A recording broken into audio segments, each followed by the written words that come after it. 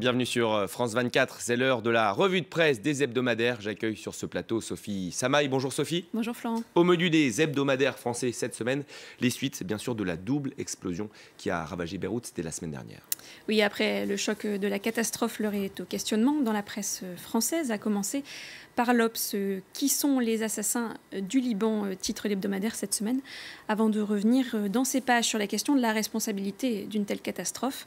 Selon le directeur exécutif de l'ONG Arab Reform Initiative, interrogé par l'hebdomadaire, les coupables ont été identifiés et les 6 oligarques qui dirigent le pays doivent partir pour que le pays puisse se relever.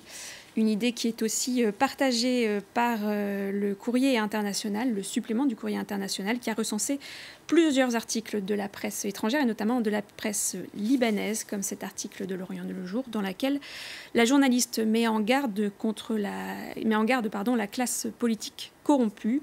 Dites-leur que nous ne serons plus jamais résilients, écrit-elle, et que les foules excédées préparent déjà les potences s'ils ne partent pas de leur plein gré. Et au Courrier international de conclure, dans ces colonnes, ce n'est pas la démission du gouvernement d'Hassan Diab Dizout qui suffira à calmer la rue. Le Liban qui est donc dans les pages de Paris Match.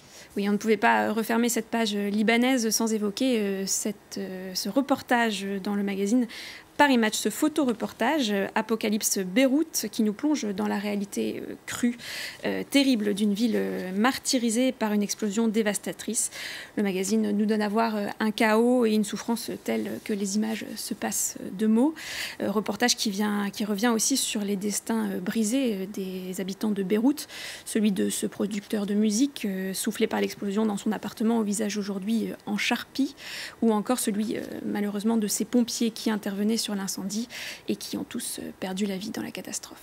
Ici en France, Sophie, le procès des attentats de janvier 2015 débute dans 2 semaines et il fait déjà grand bruit dans la presse. Oui, c'est à la une du magazine Le Point cette semaine, qui n'hésite pas à poser une question volontairement dérangeante selon le directeur de la publication lui-même.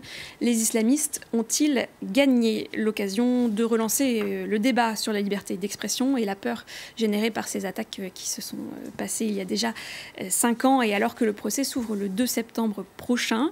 Et le constat est déprimant, estime le directeur de l'hebdomadaire, alors que la France est, je cite, tétanisée dès que le mot islam apparaît et qu'elle s'accommode à peu près, selon lui, des profanations de cimetières juifs et des insultes antisionistes entendues dans certaines manifestations.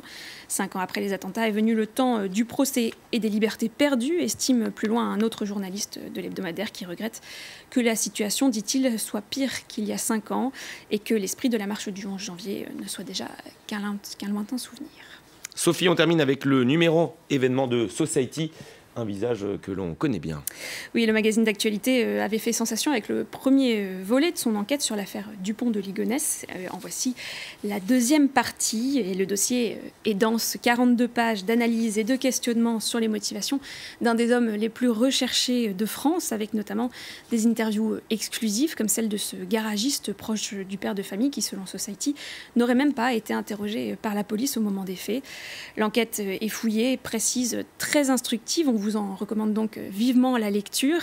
Même si, à peine paru, le magazine est déjà victime de son succès, il serait aujourd'hui plus difficile à trouver que Xavier Dupont de Ligonnès lui-même. Merci beaucoup Sophie pour cette revue de presse hebdomadaire. Restez avec nous, l'information continue bien sûr sur France 24.